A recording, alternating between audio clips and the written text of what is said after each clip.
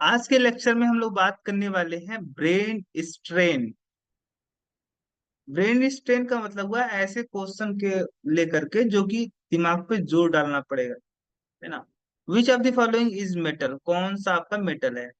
यहाँ पे एलिमेंट आपका दिया गया है जिसका सिंबल एक्स बताया गया है, और इस एलिमेंट का जो एटॉमिक नंबर है जो कि यहाँ पे लिखा जाता है आपका नीचे, और एटॉमिक मास ऊपर लिखा जाता है। तो एटॉमिक नंबर कितना है? 3। अगर इसका एटॉमिक नंबर 3 है तो इसका इलेक्ट्रॉनिक कॉन्फ़िगरेशन क्या होगा? 2, 1, है ना। और ये एलिमेंट आपका होगा कौन?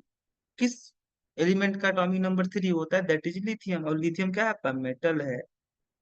अच्छा, वाई, कोई एलिमेंट वाई है, उसका एटॉमिक नंबर कितना है? 1। किस एलिमेंट का एटॉमिक नंबर 1 होता है भाई? हाइड्रोजन। हाइड्रोजन तो आपका मेटल नहीं है। कोई एलिमेंट जेड है, सिंबल उसका जेड बताया गया है, और एटॉमिक नंबर 9 है, तो किस एलिमेंट का एटॉमिक नंबर 9 होता है? That is chlorine. ए भी आपका मेटल नहीं है, ए भी मेटल नहीं है। कौन मेटल है आपका? ये वाला मेटल है। अगला आपका, अगला क्वेश्चन है विच of the following element is metal. Atomic number 11 बताया गया है। 11 किसका होता है एटॉमिक नंबर भाई? सोडियम का। एटॉमिक नंबर यहाँ पे 9 किसका होता है? फ्लोरीन का। क्लोरीन तो नहीं है, सोडियम है, यानी आपका ए वाला जो एलिमेंट होगा वो होगा एलिमेंट मेटल।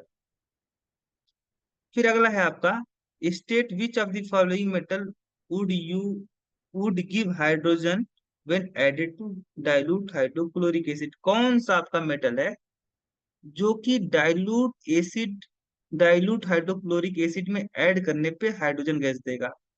आयरन देगा। क्यों? क्योंकि आयरन जो होता है, आयरन का पोजीशन हाइड्रोजन से ऊपर है एक्टिविटी सीरीज में। रिएक्टिविटी सीरीज में आपका आयरन का पोजीशन हाइड्रोजन से ऊपर है, तो जो भी मेटल आपका हाइड्रोजन से ऊपर,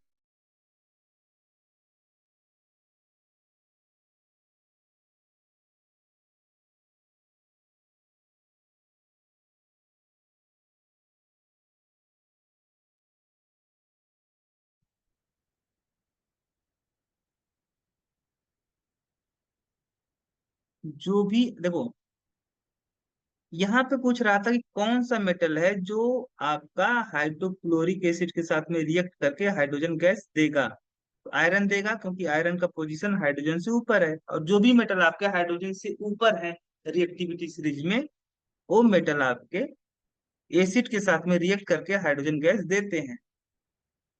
कॉपर नहीं देगा, क्योंकि कॉपर का पोजीशन हाइड्रोजन से नीचे है। मैग्नीशियम देगा, क्योंकि मैग्नीशियम का पोजीशन हाइड्रोजन से ऊपर है। अगले क्वेश्चन की तरफ मूव करेंगे अगर हम, तो अगला क्वेश्चन है आपका क्वेश्चन नंबर 4, कुछ इस तरीके का। कह रहा है name two metal which will displace hydrogen from dilute hydrochloric acid and two metal which do not displace. तो दो मेटल का नाम बताइए जो डाइल्यूट एसिड के साथ में रिएक्ट करके हाइड्रोजन गैस आपके हाइड्रोजन जो होगा उस हाइड्रोजन को डिस्प्लेस कर देगा, यानी हाइड्रोजन गैस देगा। ऐसा दो मेटल बताइए जो हाइड्रोजन गैस देगा जब रिएक्ट करेगा डाइल्यूट एसिड के साथ में। दैट इज आपका जिंक ले लो, आयरन ले लो, है ना। ये दो मेटल आपके हो गए। और यहाँ पे दो ऐसे मेटल बताने जो नहीं देगा हाइड्रोजन गैस, तो आपके कॉपर हो गया, सिल्वर हो गया, गोल्ड हो गया। ये सारे मेटल आपके नहीं देंगे हाइड्रोजन गैस।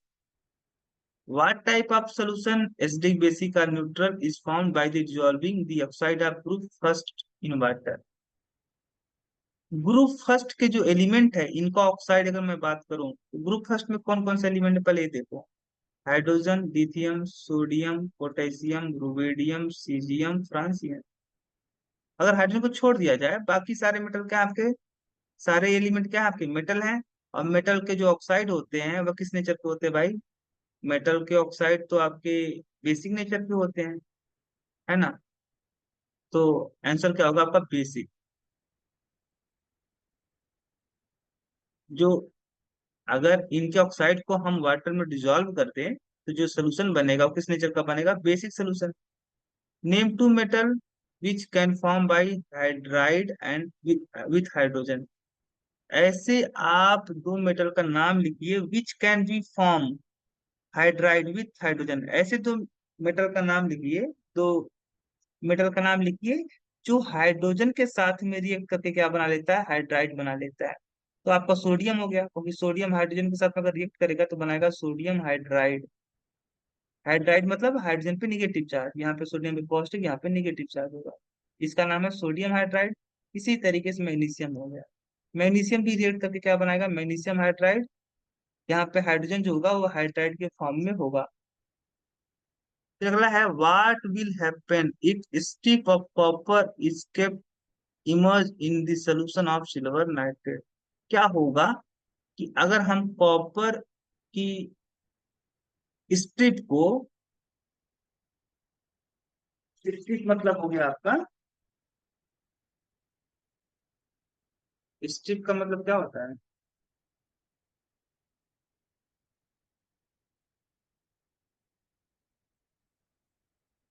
स्ट्रिप का मतलब हो गया आपका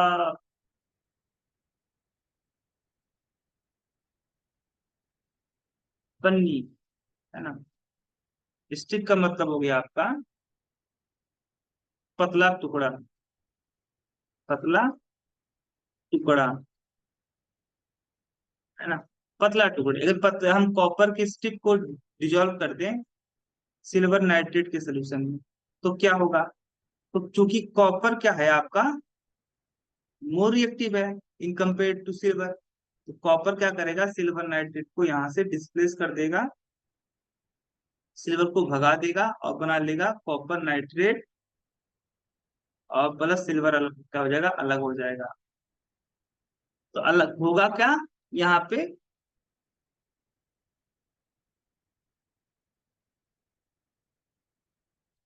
यहाँ पे होगा कि जो सिल्वर होगा, if we emerge copper strip in the solution of silver nitrate, then copper displaces silver from the silver nitrate solution and solution be become किस कलर का हो जाएगा भाई, कॉपर नाइट्रेट का कलर होता है ब्लू। यानी ये जो आपका सिल्वर नाइट्रेट किस कलर का होगा, सिल्वर नाइट्रेट का जो कलर होता है, सिल्वर नाइट्रेट का जो सोल्यूशन होता है उसका कलर, उसका वो कलरलेस होता है, कलरलेस। यानी कलरलेस जो सोल्यूशन होगा वो किस में चेंज हो जाएगा, ब्लू कलर में चेंज हो जाएगा ड्यू टू रिएक्शन। यहाँ पे कॉपर डिस्प्लेस कर देगा सिल्वर को,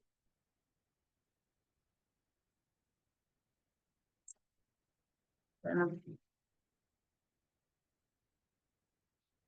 अगला क्वेश्चन है आपका कि solution of copper sulphate was kept in iron pot. Copper sulphate के सोल्यूशन को हम लोग कहाँ पे रखे हैं भाई, कॉपर सल्फेट के सोल्यूशन में कहाँ पे रखे हैं हम लोग, कॉपर सल्फेट के सोल्यूशन को हम लोग रखे हैं आयरन के कंटेनर में। तो क्या होगा, जो आयरन होगा वो कॉपर को डिस्प्लेस कर देगा, और जब डिस्प्लेस कर देगा क्या बना लेगा, फेरस सल्फेट, और कॉपर आपका अलग हो जाएगा। क्योंकि कॉपर सल्फेट ब्लू कलर का होता है और फेरस सल्फेट आप ग्रीन कलर का होता है ना। और ये ऐसा, देखो ये लार्ज नंबर ऑफ होल्स भी क्रिएट हो जाएंगे, क्यों, क्योंकि जो कंटेनर है, कंटेनर किससे मिलके बना है, आयरन से मिलके बना है। और ये जो आपका वाल होगा, इस वाल में आपके क्या प्रेजेंट होंगे, आयरन के एटम। और ये आयरन एटम क्या करेंगे, यहाँ पे डिजॉल्व होकर के सोल्यूशन में आएंगे, है ना। और सोल्यूशन में आने के बाद में इस कॉपर सल्फेट को यहाँ से डिस्प्लेस कर देंगे, और जब डिस्प्लेस कर देंगे तो यहाँ पे जो आपका एटम निकल रहा है इसके बाल से, यहाँ जहां से निकलेगा एटम वहां पे होल क्रिएट हो जाएगा। Explain the reaction in term of reactivity of metal. तो रिएक्शन क्या इन्वॉल्व होगा, आपका रिएक्शन यही इन्वॉल्व होगा कि जो आयरन होगा, आयरन प्लस कॉपर सल्फेट बनेगा फेरस सल्फेट, और कॉपर आपका अलग हो जाएगा। एक किस कलर का, ग्रीन कलर का, एक किस कलर का, ब्लू कलर का, एक ग्रीन कलर का। अगला है क्वेश्चन आपका, एन और gave sulfur dioxide and treatment with this solution of dilute sulfuric acid, how will you concentrate this force, है ना। An ores gave sulphide sulphur dioxide, एक ओर्स है अब मुझे मुझे नहीं पता कौन सा ओर्स है, लेकिन ये चीज है कि अगर इस ओर्स को हम लोग क्या करेंगे, ट्रीट करेंगे किसके साथ में, सोल्यूशन ऑफ डाइल्यूट एसिड के साथ में, तो मेरा क्या यहाँ पे प्रोड्यूस हो रहा है, सल्फर डाइऑक्साइड गैस प्रोड्यूस हो रहा है। How will you concentrate this source, इस ओर्स को आप कैसे कंसंट्रेट करोगे। पहली बात तो पता करना पड़ेगा जो ओर्स है वो कार्बोनेट ओर्स है या सल्फाइड ओर्स है, कौन सा ओर्स है। तो आपका जो ओर्स है,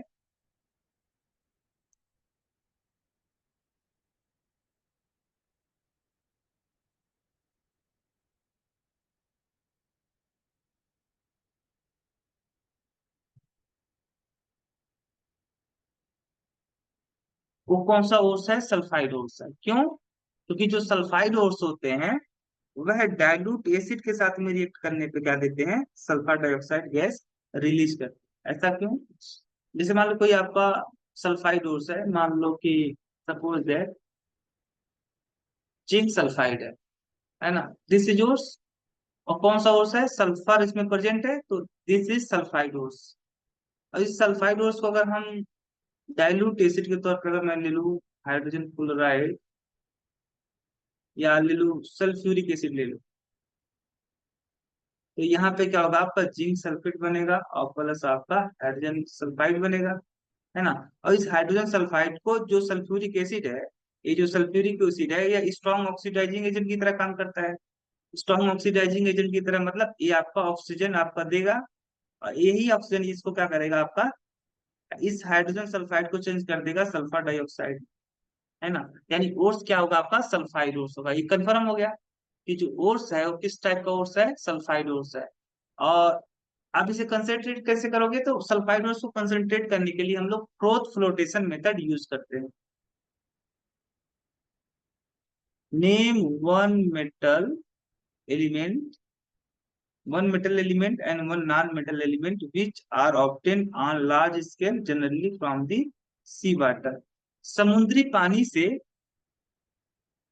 हम लोग लार्ज अमाउंट में प्रोडक्शन करते हैं, एक मेटल और एक नॉन मेटल। नाम बताइए। तो सोडियम, समुद्री पानी में जो मोस्टली आपका कंपाउंड जो साल्ट डिजॉल्व होता है दैट इज सोडियम क्लोराइड। और सोडियम क्लोराइड को अगर हम इलेक्ट्रोलाइज करेंगे तो क्या मुझे मिलेगा, सोडियम मिलेगा एट कैथोड और क्लोरीन मिलेगा एट एनोड, है ना। This is metal, this is non metal. Answer इसका क्या होगा, मेटल की बात होगी तो सोडियम और नॉन मेटल की बात होगी तो chlorine. Name the reducing agent which reduce iron ores in the blast furnace. Blast furnace में जो आपका एलिमेंट रिड्यूसिंग एजेंट के तौर पे काम में लाया जाता है ना, reduce iron ores in the blast furnace.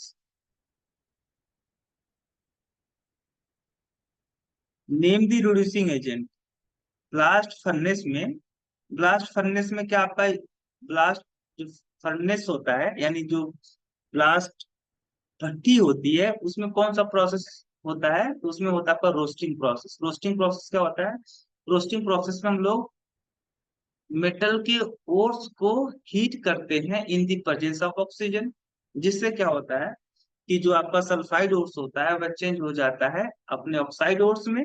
और उसमें अगर आपका सल्फर आर्सेनिक एंटीमनी इन सब की इम्प्योरिटी प्रेजेंट होगा, तो ये सारे जो इम्प्योरिटी हैं ये ऑक्सीजन के साथ में रिएक्ट करके वोलाटाइल सबस्टांस बनाएंगे जो कि आपका गैस के फॉर्म में अलग हो जाएगा, यानी इम्प्योरिटी आपका दूर हो जाएगा। ये आपका इम्प्योरिटी जब प्रेजेंट होगा फोर्स के साथ में, तो ये इम्प्योरिटी आपका दूर हो जाएगा ड्यूरिंग रोस्टिंग। कौन सा मेटल है आपका जो रिड्यूसिंग एजेंट के तौर पे काम आता है, आयरन को जो रिड्यूस कर देता है आयरन और उसको, दैट इज एल्यूमिनियम। क्योंकि एल्यूमिनियम जो होता है वह फेरिक ऑक्साइड के साथ में रिएक्ट करके क्या बना लेता है आपका Al2O3, और आयरन आपका अलग हो जाता है। तो ये आपका कौन सा है, एल्यूमिनियम है।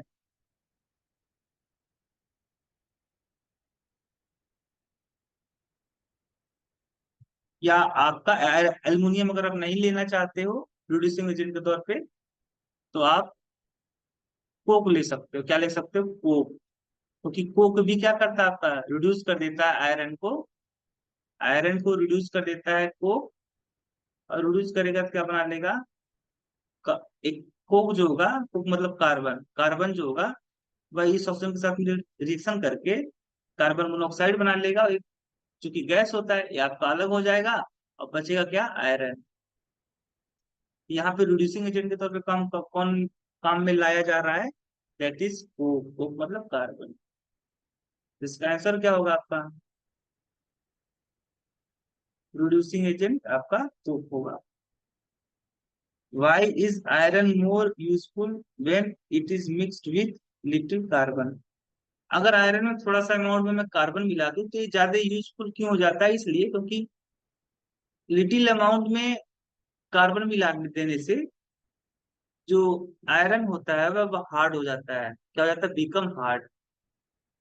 On addition of little amount of carbon into little amount of carbon into iron, iron become hard, so it will become more useful.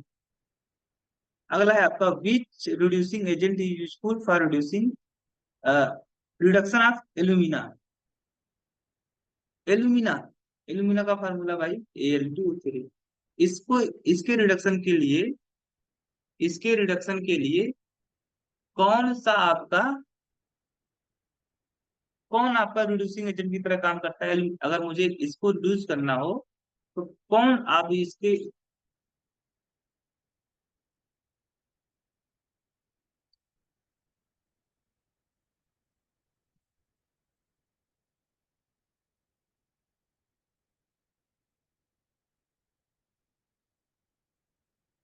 यहाँ पे है, which reducing agent is used for the reduction of alumina?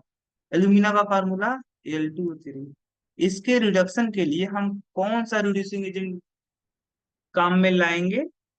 तो हम लोग alumina को reduce करने के लिए इलेक्ट्रोलाइटिक प्रोसेस यूज करते हैं। कौन सा? Electrolytic process. इसको हम पिघला देंगे, और फिर इस पिघले हुए एल्यूमिना में हम लोग दो इलेक्ट्रोड डिप करके इलेक्ट्रिसिटी पास कर देंगे, तो एल्यूमिनियम जो होगा वह डिपॉजिट हो जाएगा एट कैथोड, और ऑक्सीजन गैस लिबरेट होगा एट एनोड। अगला है क्वेश्चन नंबर 14। ए ट्राईवैलेंट मेटल, ये कोई मेटल है भाई, इसकी वैलेंसी 3 है ना? ये ट्राईवैलेंट मेटल एक्स, अब यहाँ पे मेटल का नाम बता दिया गया है एक्स, और इसकी वैलेंसी है ट्राई, मतलब 3 है। Is manufactured by the process of electrolysis, और ये जो मेटल है आपका वो कैसे प्रोड्यूस किया जाता है, कैसे मैन्युफैक्चर किया जाता है? बाय इलेक्ट्रोलाइसिस द्वारा। It is most abundant metal in earth crust. जैसे ही नाम ले लिया, मोस्ट अबंडेंट मेटल। अब मुझे पता ही है कि मोस्ट अबंडेंट मेटल कौन सा है आपके अर्थ क्रस्ट में? एल्यूमिनियम। और एल्यूमिनियम की वैलेंसी भी 3 होती है ना? आइडेंटिफाई द मेटल, मेटल कौन सा है? एल्यूमिनियम।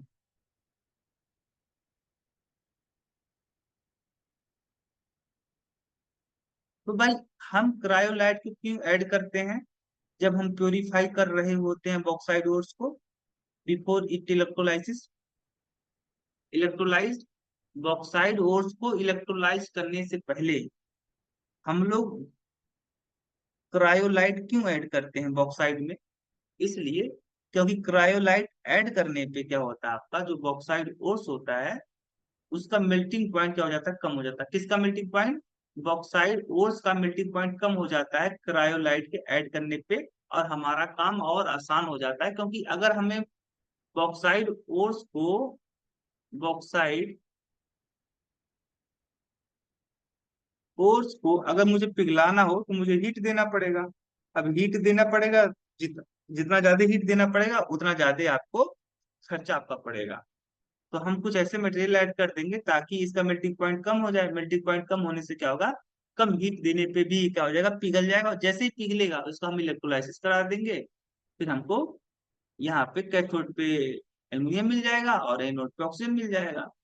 तो पहला काम तो इसका क्रायोलाइट का होता है कि मेल्टिंग पॉइंट कम कर देता है। दूसरा ये है कि जो कंडक्टिविटी है बॉक्साइट ओर्स की मोल्टेन स्टेट में, उसको बढ़ा देता है, मोर कंडक्टिंग कर देता है, बढ़ा देता है। अच्छा, give reason. Concentrate nitric acid can be stored in the alumina container. जो कंसंट्रेट नाइट्रिक एसिड होता है उसको हम कहाँ पे स्टोर कर सकते हैं? एल्यूमिनियम मेटल के कंटेनर में कंसंट्रेट नाइट्रिक एसिड को हम स्टोर कर सकते हैं एल्यूमिनियम के कंटेनर में। ऐसा क्यों? जबकि आप जानते हो कि मेटल जो होते हैं वह डाइल्यूट या एसिड के साथ में रिएक्ट करके हाइड्रोजन गैस देते हैं, यानी मेटल आपके रिएक्शन कर लेंगे एसिड के साथ में। तब तो आप मेटल के कंटेनर में एसिड को नहीं रख पाओगे, तो रिएक्शन कर लेते हैं। बट एल्युमिनियम के कंटेनर में नाइट्रिक एसिड आपका रखा जा सकता है, इसलिए क्योंकि जब एल्युमिनियम आपका रिएक्ट करेगा नाइट्रिक एसिड के साथ में, तो ये जो एल्युमिनियम होगा वो चेंज हो जाएगा एल्यूमिना में। इसमें एल्यूमिना में।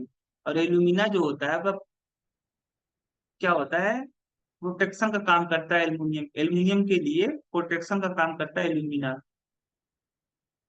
इसीलिए हम लोग क्या करते हैं, यहाँ पे एल्यूमिना बन जाता है, एक लेयर बन जाता है protective layer alumina on the surface of aluminium. और ये जो लेयर होता है आपका प्रिवेंट फर्दर रिएक्शन, दोबारा से रिएक्शन होने से बचाता है between acid and metal. Metal और एसिड के बीच में रिएक्शन होने से बचा लेता है ये एल्यूमिना, जो कि बनता है जब आपका एल्यूमिनियम रिएक्ट करता है नाइट्रिक एसिड के साथ में।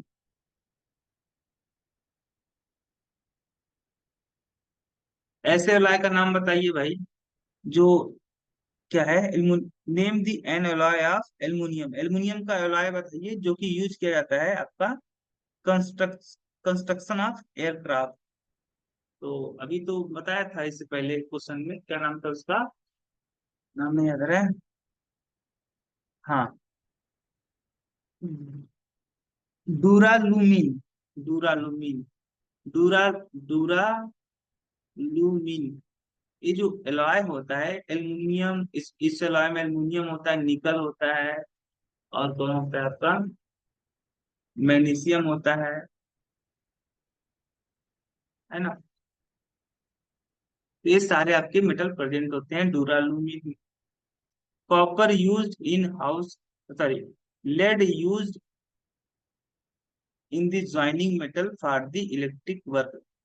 इलेक्ट्रिक वर्क में लेड यूज होता है इलेक्ट्रिक सर्किट को जोड़ने में, तो कौन सा एलॉय है?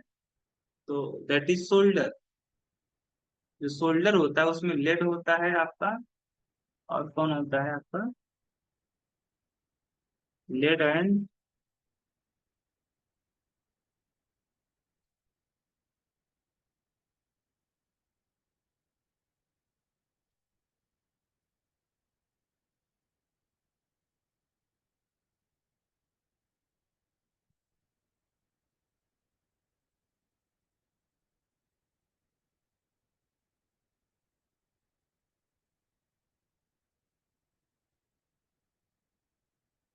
टिन। लेड और टिन का एलॉय होता है। Copper vessel in house hold vessel. Copper का यूज जो कि हाउस होल्ड वेजल में लाया जाता है, तो कॉपर का कौन सा अलॉय है जो कि हाउस होल्ड वेजल बनाने में काम आता है? तो दैट इज ब्रास। हमारे घरों में ब्रास यूज होता है। और ब्रास जो होता है कॉपर और जिंक का एलॉय होता है।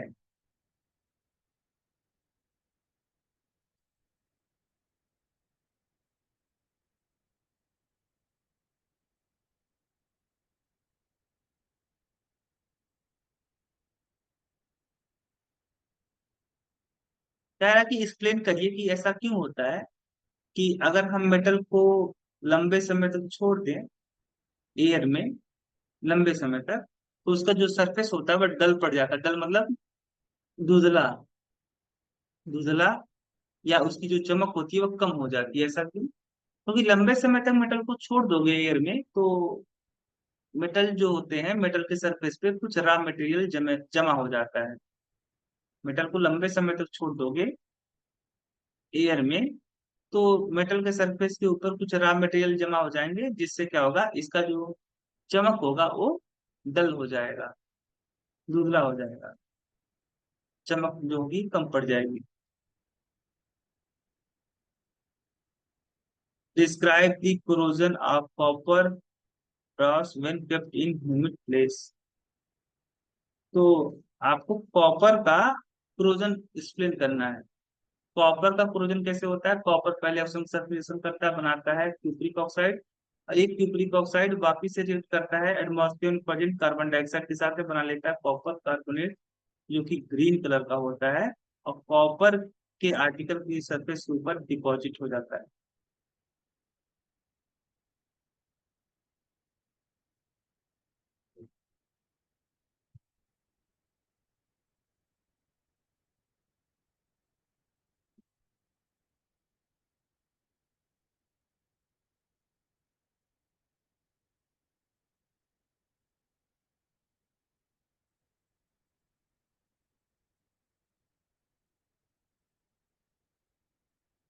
अगला क्वेश्चन है आपका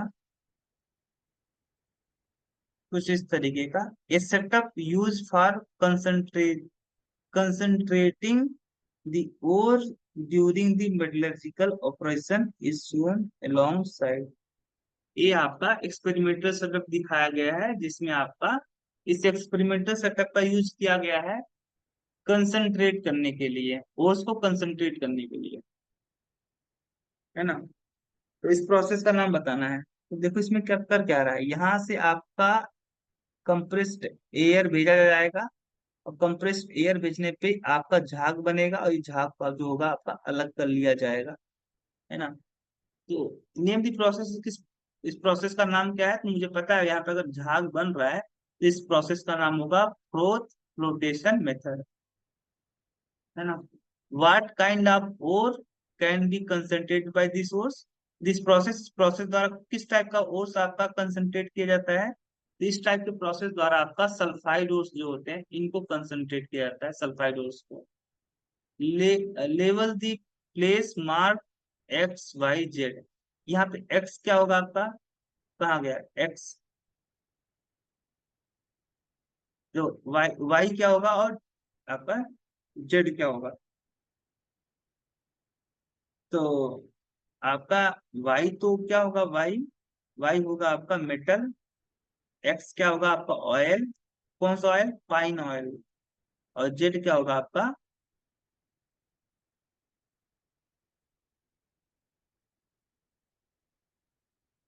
सॉरी, आप एक्स को बताया गया है आपका फ्रोथ।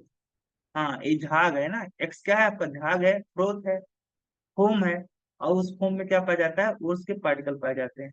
वाई क्या है आपका, वाई का मतलब आपका ए जो सोल्यूशन है, इस सोल्यूशन में क्या प्रेजेंट होगा आपका, ओस प्रेजेंट होगा, वाटर होगा, और पाइन ऑयल होगा, इन तीनों का मिक्सर होगा।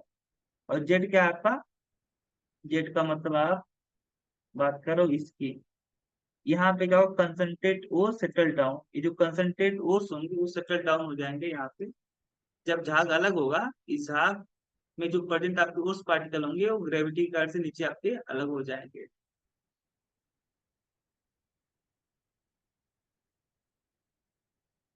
The electronic configuration of two element A and B are इतना respectively. Which of the metal is metal और which is non-metal?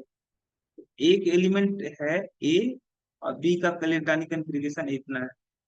ये देखोगे आपका 281 यानी एटॉमिक नंबर 11, ये है आपका 11, किस 11 सोडियम का होता है, सोडियम इज मेटल, यानी ए क्या है आपका मेटल है, और बी क्या होगा आपका नॉन मेटल।